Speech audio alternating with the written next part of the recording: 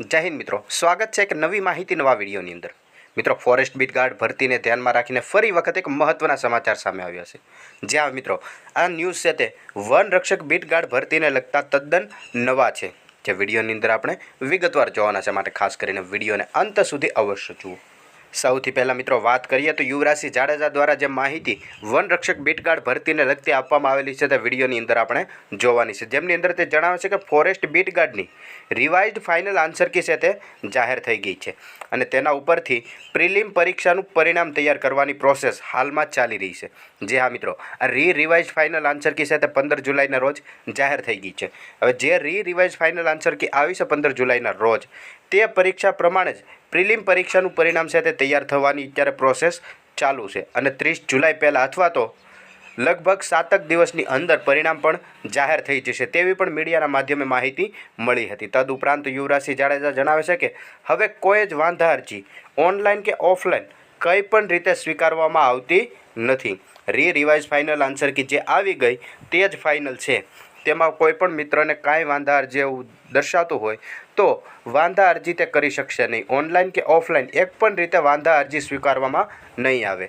તદુપરાંત આગળ જણાવે છે લગભગ 12 થી 15 દિવસ જેટલા સમય છે તે નોર્મલાઇઝેશન અને સ્ક્રુટિની કરવામાં લાગી રહ્યો છે। જે આ મિત્રો નોર્મલાઇઝેશનની વાત કરીએ તો આ રિવાઇઝ ફાઇનલ આન્સર કી પ્રમાણે લગભગ 12 થી 15 દિવસ જેટલો ટાઈમ લાગી શકે છે। તદુપરાંત આગળ વાત કરીએ તો પ્રિલિમ પરીક્ષામાં ઓછામાં ઓછા 40%, જે દરેક ઉમેદવાર મિત્રો જાણે છે કે 200 માર્કની જે લેખિત પરીક્ષા હતી, 200 માર્કના 40% એટલે કે 80 ગુણ લાવવા તમારે કમ્પલસરી છે।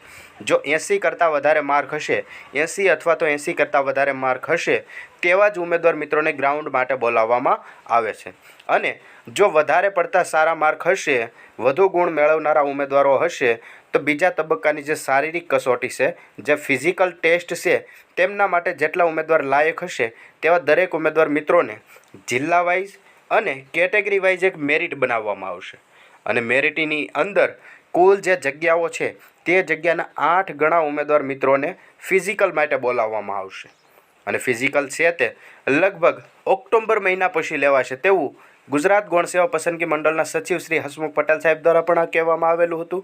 અને તમે અહીંયા જોઈ પણ શકો છો કે ફોરેસ્ટ બીટ ગાર્ડ માટે ફિઝિકલ ગ્રાઉન્ડ અગાઉની માહિતી આપી તે જ પ્રમાણે લગભગ શિયાળાની શરૂઆતમાં અને દિવાળીની આસપાસ લેવાની તૈયારી ચાલી રહી છે। જે આ મિત્રો ઓક્ટોબર પછી લેવાશે તો દિવાળીની આસપાસ અથવા તો શિયાળાની શરૂઆતમાં જ તે ફિઝિકલ લેવાઈ શકે છે।